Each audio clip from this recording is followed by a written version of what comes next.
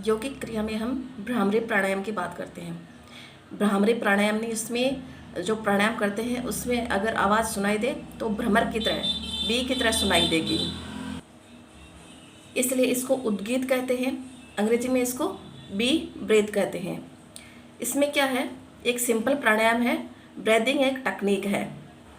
इसमें जो श्वास लेनी होती है वो एक बिल्कुल गंभीरतापूर्ण लेनी होती है, और जो सांस बाहर छोड़नी होती है वो धीरे धीरे हमिंग साउंड उसमें होनी चाहिए, ऐसी आवाज़ होनी चाहिए, बी की तरह, भ्रमर की तरह है। और इसी जो साउंड एक्सेल और इनहेल है, अंदर सांस लेने की और बाहर छोड़ने की क्रिया है, उसको रिपीट करते जाना है। इसको करने की विधि है, योगी को इसमें सुखासन पे, पद्मासन पे या जिस आसन में सुखपूर्वक बैठा जा सके उसमें बैठना है। सुखपूर्वक बैठ करके अपने दोनों हाथों को घुटनों के ऊपर रखना है।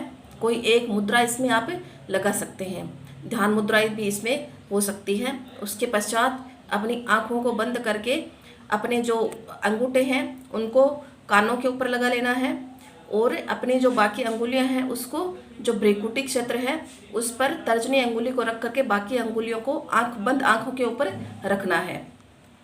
ऐसा करते हुए बिल्कुल सांस को एक बार की डीप ब्रीदिंग आपको करनी है, गहरा सांस अंदर लेना है।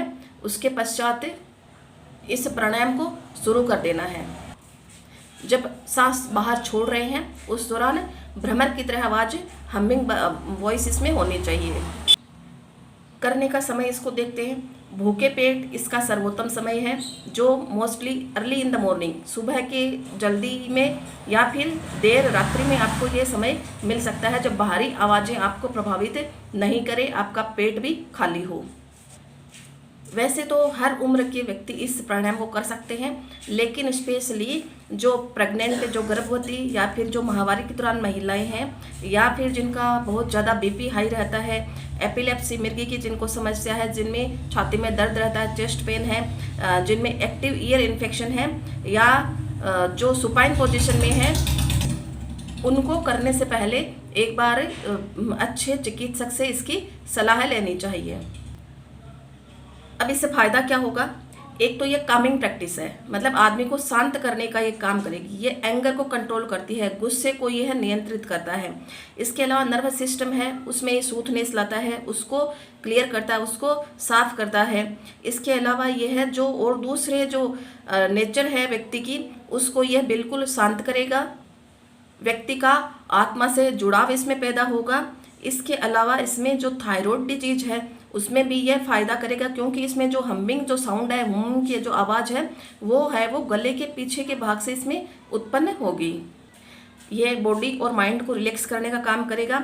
जो पीनियल और जो पिट्यूटरी ग्लैंड है उनको यह उत्तेजित करेगा, उनके कामों को यह अधिक सक्रियता प्रदान करेगा।